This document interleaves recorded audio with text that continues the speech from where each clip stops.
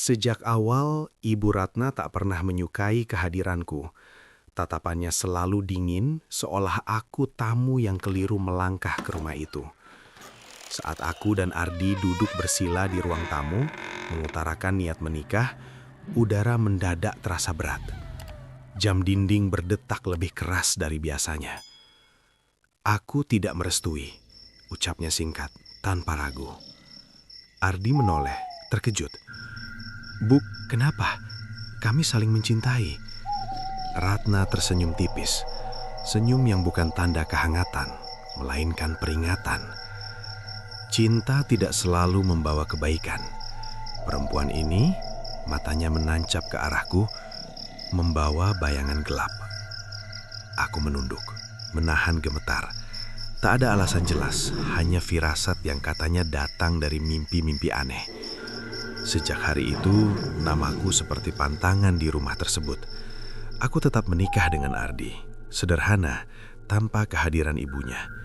Kami percaya waktu akan melunakkan hati. Nyatanya, justru sejak malam pertama di rumah kontrakan kecil kami, gangguan mulai muncul.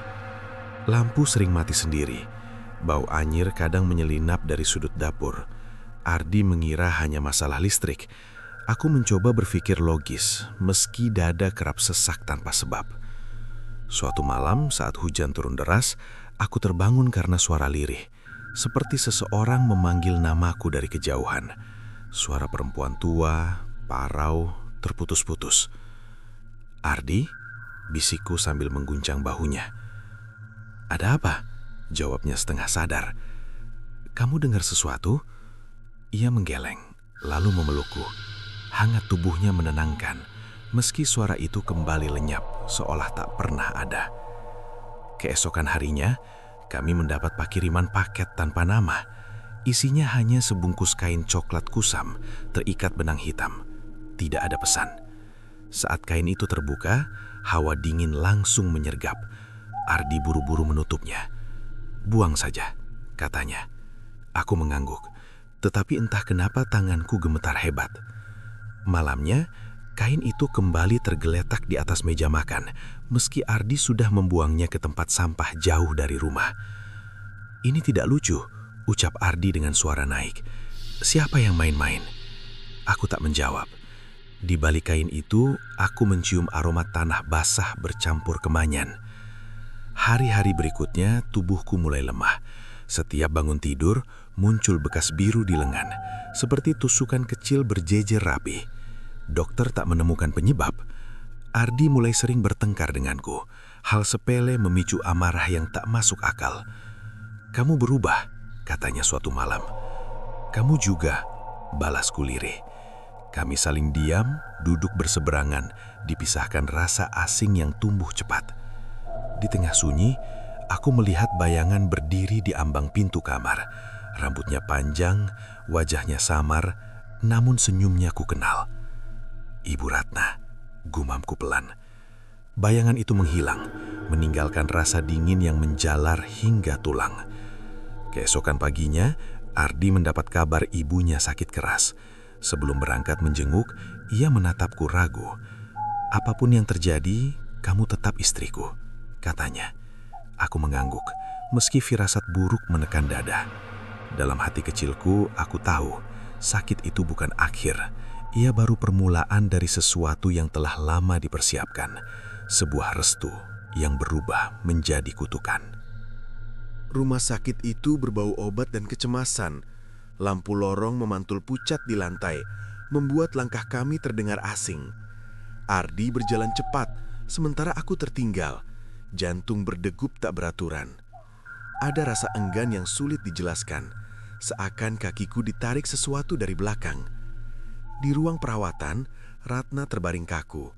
Tubuhnya kurus, mata terpejam, nafas tersengal. Namun saat aku melangkah mendekat, kelopak itu terbuka.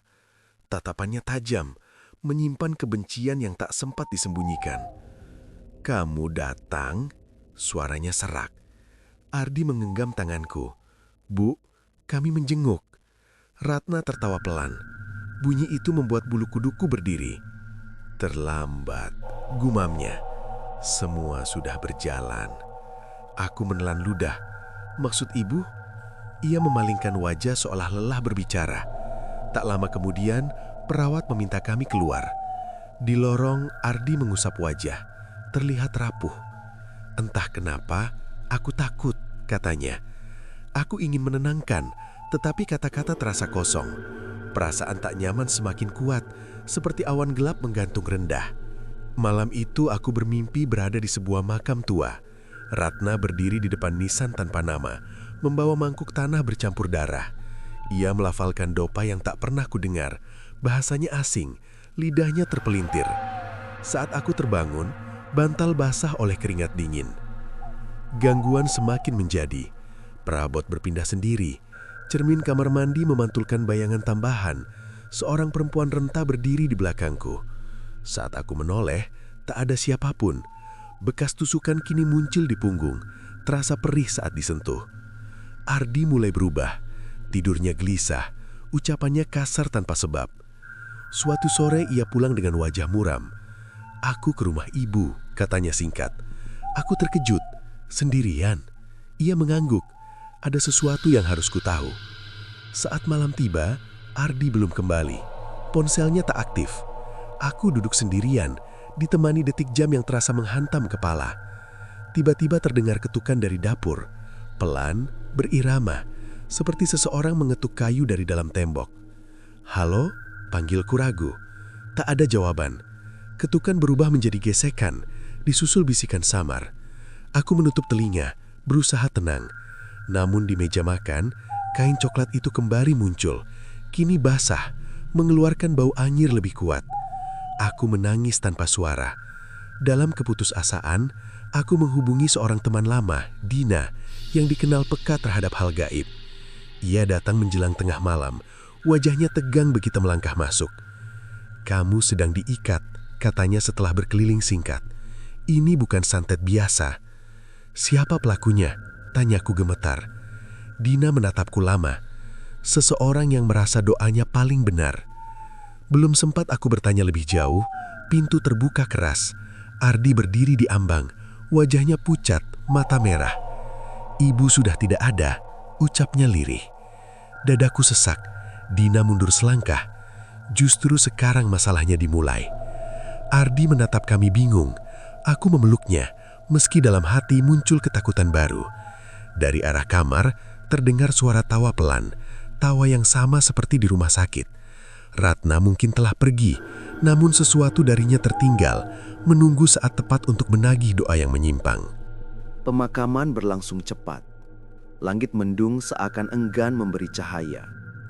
Ardi berdiri kaku di samping liang, menatap tanah yang perlahan menutup jasad ibunya. Aku berada sedikit di belakang, merasakan hawa dingin yang tak wajar menyentuh tengkuk. Saat doa dibacakan, angin berputar singkat, membawa aroma kemenyan yang sangat kukenal.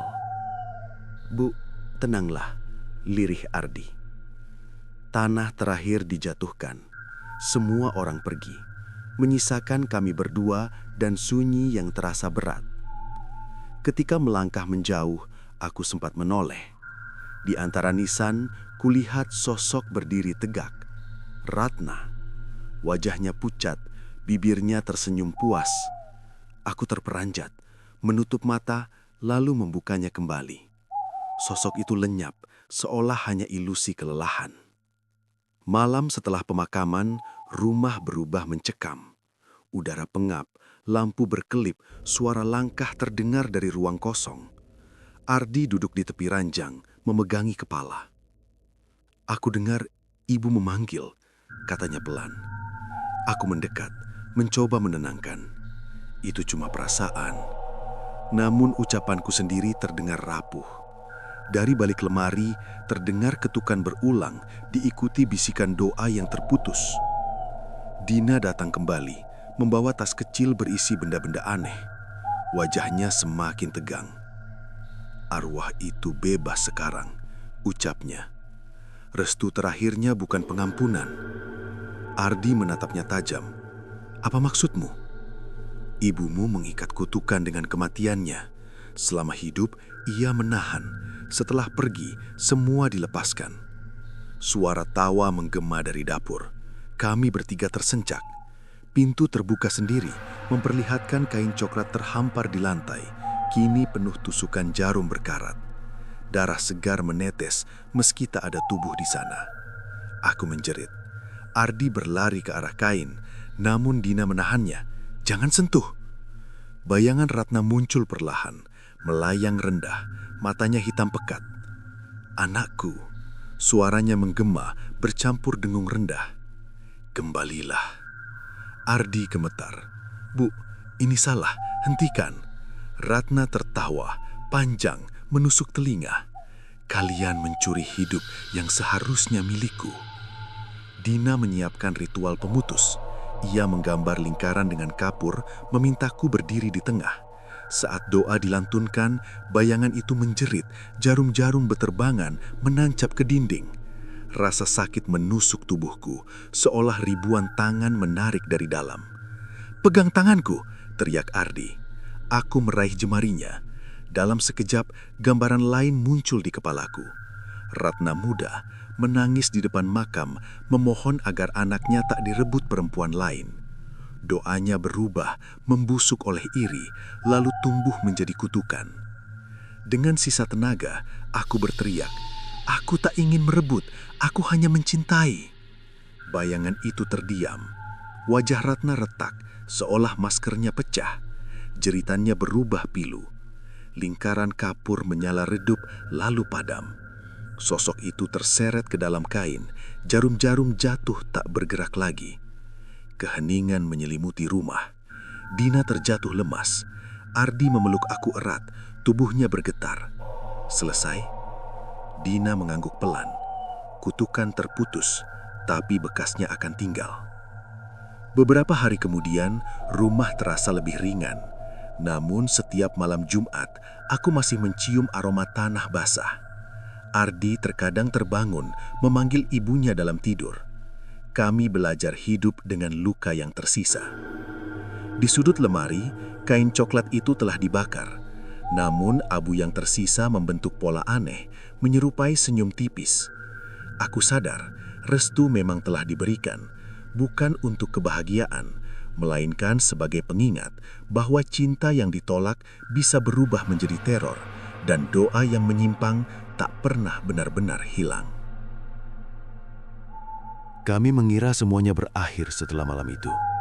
Rumah kembali tenang, suara aneh tak lagi muncul, udara terasa lebih ringan. Namun ketenangan itu rapuh, seperti kaca tipis yang menunggu retak. Setiap pagi aku terbangun dengan rasa lelah yang tak wajar, seakan tidur tak pernah benar-benar menyentuh tubuh. Ardi mencoba bersikap normal. Ia kembali bekerja, tertawa kecil di meja makan, bahkan mulai membicarakan rencana pindah. Meski begitu, sorot matanya sering kosong, menatap sudut ruangan terlalu lama. "Kamu melihat apa?" tanyaku suatu sore. Ia menggeleng cepat. "Tidak, hanya capek." Aku tak memaksa. Dalam hati aku tahu kami berdua menyimpan ketakutan yang sama. Suatu malam, hujan turun tanpa angin. Aku terbangun karena suara air menetes dari langit-langit. Saat bangkit, kakiku menginjak sesuatu yang lengket. Darah. Tipis, mengalir dari arah kamar mandi. Jantungku berdegup keras. "Ardi!" panggilku. Ia datang tergesa. Kami berdiri terpaku melihat cermin. Di permukaannya, tulisan samar terbentuk dari uap. Belum selesai. Ardi memukul kaca itu hingga retak. "Cukup!" teriaknya. Pantulan di cermin berubah. Wajah Ratna muncul sesaat, lalu menghilang. Darah di lantai mengering seketika, menyisakan bau besi yang menempel lama. Keesokan hari, Dina kembali kami hubungi. Ia datang dengan wajah lebih pucat dari sebelumnya. Setelah berkeliling, ia menghela napas panjang. "Ada sisa ikatan," katanya. "Bukan arwah, melainkan janji." "Janji apa?" tanya Ardi. "Restu yang tertunda. Ibumu tak benar-benar melepaskan." Aku merasakan dingin merayap. Apa yang harus kami lakukan? Dina menatapku lama. "Kalian harus kembali ke sumbernya." Malam itu kami pergi ke makam Ratna. Tanah masih basah, nisan tampak lebih gelap. Dina menyalakan lilin, menyuruh kami berdiri berhadapan dengan batu nisan. "Bicaralah," katanya pelan. Ardi berlutut, suaranya bergetar. "Bu, aku tetap anakmu. Aku tak meninggalkan." Angin berhembus pelan, lilin bergoyang. Aku maju selangkah. Aku tak berniat merebut. Jika ada salah, biarkan berhenti di sini. Tanah di depan kami bergetar halus. Dari balik nisan terdengar isak tertahan, bukan marah, melainkan penyesalan. Bayangan tipis muncul, jauh lebih pudar dibanding sebelumnya. "Anakku," suara itu lirih. Ardi menangis. Aku menggenggam tangannya. Dina melantunkan doa penutup, sederhana, tanpa mantra aneh. Bayangan itu memudar perlahan, menyatu dengan tanah. Kami pulang menjelang subuh. Rumah terasa berbeda, benar-benar kosong. Tak ada bau, tak ada bisikan. Hari-hari berikutnya berjalan normal. Luka di tubuhku memudar. Ardi mulai tersenyum tanpa paksaan. Namun pada malam Jumat berikutnya, aku terbangun oleh suara lembut, seperti doa yang diucapkan dari kejauhan. Bukan ancaman, bukan pula kutukan. Hanya ratapan seorang ibu yang kehilangan. Aku menutup mata, menarik nafas panjang. Aku tahu jejak itu akan selalu ada. Tipis, hampir tak terasa. Sebuah pengingat bahwa dendam bisa berubah bentuk, dan cinta yang dipelintir mampu melukai banyak jiwa. Di sudut kamar, bayangan itu tak pernah muncul lagi. Namun setiap kali hujan turun tanpa angin, aku teringat satu hal. Beberapa restu datang terlambat, meninggalkan bekas yang tak pernah benar-benar hilang. Waktu berjalan, luka seolah tertutup, tetapi ingatan tak pernah benar-benar pergi. Kami pindah rumah ke pinggir kota, berharap jarak memutus sisa bayang. Tempat baru lebih terang, jendela lebar, halaman kecil dengan pohon mangga tua. Tetangga ramah, suara anak-anak sering terdengar sore hari. Semua tampak normal. Namun pada minggu pertama, aku menemukan sesuatu di loteng. Sebuah kotak kayu tipis berdebu. Tak ada gembok. Di dalamnya tersusun rapi buku catatan tua, halaman menguning, tulisan tangan rapat. Namanya tertera di sampul dalam, Ratna. Ardi terdiam saat kuberikan buku itu. "Dari mana?" "Loteng," jawabku. Ia ragu membukanya. Bu tak pernah menulis. Aku membalik halaman pertama. Isinya bukan cerita harian, melainkan potongan doa, simbol aneh, tanggal, serta nama-nama. Banyak dicoret, beberapa diberi tanda silang. "Ini apa?" tanyaku. Ardi menggeleng, wajahnya memucat. Malam itu kami membaca bersama. Di antara baris-baris ada pengakuan. Ratna menulis tentang ketakutan ditinggalkan, tentang mimpi buruk kehilangan anak, tentang janji pada dirinya sendiri untuk menjaga dengan cara apapun. Di halaman akhir ada satu kalimat pendek. "Jika aku pergi, biarkan niatku tetap hidup." Lampu berkedip. Angin menyusup meski jendela tertutup. Aku menutup buku itu cepat. "Kita harus membakarnya." Ardi menahan. "Tunggu, mungkin ini kunci." Sejak buku itu dibuka, rumah kembali berubah. Bukan teror kasar, melainkan bisikan lembut yang mempengaruhi pikiran. Ardi menjadi pendiam. Aku sering lupa hal kecil. Emosi naik turun tanpa sebab. Setiap malam mimpi yang sama datang. Halaman belakang rumah lama. Ratna berdiri memegang kotak kayu. Aku menghubungi Dina. Ia datang keesokan sore. Membaca sekilas lalu menarik napas berat. Ini warisan niat, bukan santet aktif, melainkan benih. Jika dipelihara, tumbuh. "Bagaimana menghentikannya?" tanya Ardi. "Pilih satu," jawab Dina. "Musnahkan buku atau selesaikan janji." Aku menatap Ardi. "Janji apa?" Dina menutup mata. Restu yang belum ikhlas. Malamnya kami duduk di ruang tamu. Buku itu tergeletak di meja. Ardi memegangnya lama. Bu selalu takut aku menjauh. Aku mendekat. Aku tak pernah ingin memisahkan. Ia mengangguk, mata berkaca. Aku juga. Kami sepakat menyelesaikan dengan cara sederhana, tanpa ritual, tanpa simbol. Kami menulis surat. Ardi menulis kepada ibunya tentang pilihannya, tentang cintanya yang tak berkurang. Aku menulis tentang batas, tentang harapan damai. Surat kami letakkan di dalam buku, lalu membawanya ke halaman. Api kecil menyala, kertas berkerut, tulisan menghilang, kayu menghitam. Asap naik perlahan tanpa bau menyengat. Angin berhenti sendiri, api padam sendiri. Kita selesai, kata Ardi pelan. Malam itu aku tidur nyenyak untuk pertama kalinya. Tak ada mimpi, tak ada suara. Pagi datang cerah, Ardi tersenyum ringan, seperti beban lama luruh.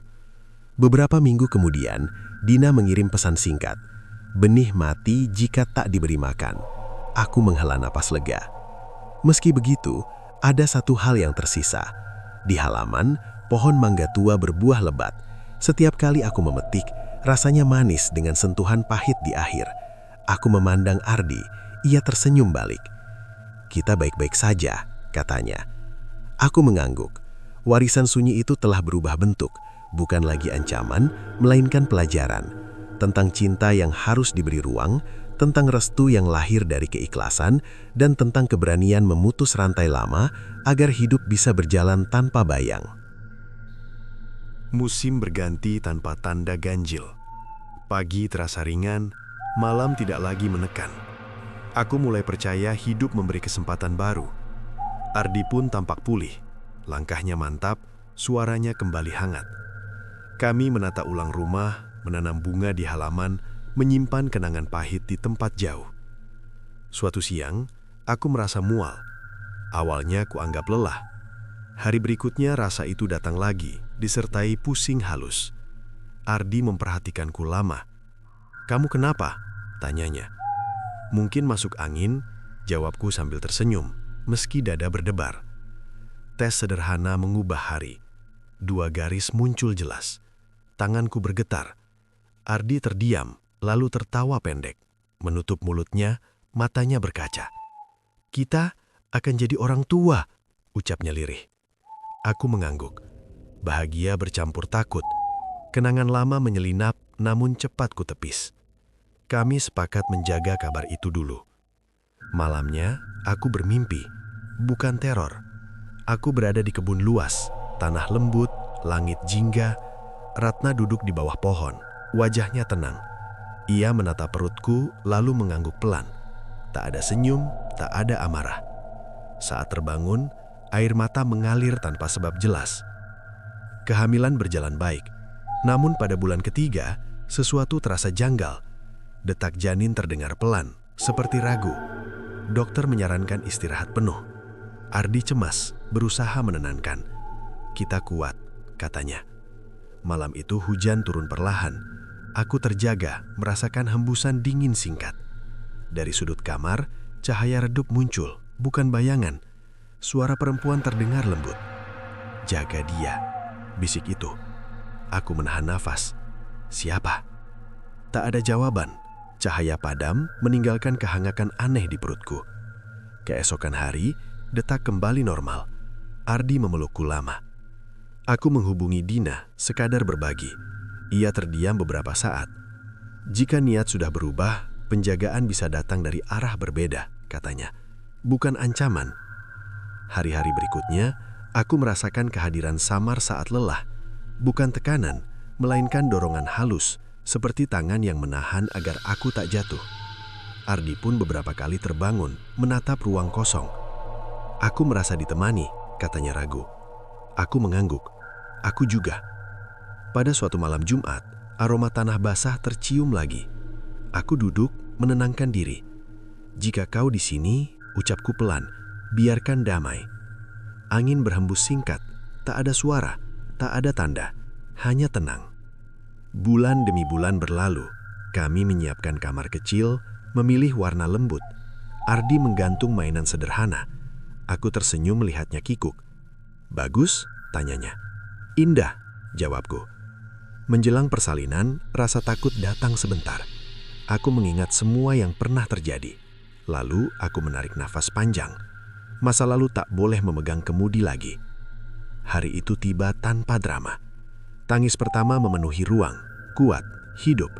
Ardi menangis memegang tanganku. Terima kasih, katanya. Aku memeluk bayi kami, merasakan dunia menyempit menjadi kehangatan kecil. Di sudut ruangan, aku merasakan sesuatu berlalu, seperti pintu yang tertutup perlahan. Malam setelah pulang, aku terbangun sebentar. Cahaya bulan masuk lembut. Aku berbisik, hampir tanpa suara. Kami akan baik-baik saja. Udara menghangat, tak ada jawaban, hanya hening yang penuh. Aku sadar, nafas yang kembali bukan sekadar milik kami. Ada ikatan lama yang akhirnya menemukan bentuk baru. Bukan belenggu, bukan kutukan, melainkan penjagaan yang belajar melepaskan. Anak kami mulai berbicara lebih jelas. Kata-kata sederhana tumbuh pelan, seperti tunas yang mencari cahaya. Ia menyebut nama benda, meniru tawa, memanggil kami dengan suara bulat. Rumah terasa hidup. Aku percaya fase ganjil telah berlalu. Suatu pagi, saat menyapu halaman, aku menemukan jejak kaki kecil di tanah lembab. Bukan milik anak kami, ukurannya berbeda.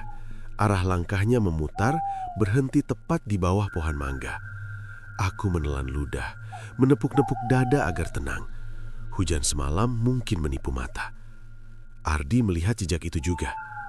Aneh, katanya singkat. Kita abaikan, balasku. Tak semua perlu ditafsirkan. Siang itu seorang perempuan tua datang. Rambutnya disanggul sederhana, pakaiannya rapih. Ia memperkenalkan diri sebagai tetangga lama yang dulu tinggal di rumah ini. Ada barang tertinggal, ucapnya sambil menyerahkan bungkusan kain putih. Aku ragu menerimanya. Barang siapa? Ibu yang dulu sering berkunjung, jawabnya pelan. Katanya titip di sini. Ardi menegang. Ibu saya? Perempuan itu mengangguk. Beliau minta disimpan. Sekarang waktunya dikembalikan. Kami membawanya masuk. Bungkusan dibuka perlahan. Isinya lonceng kecil dari Kuningan. Permukaannya aus.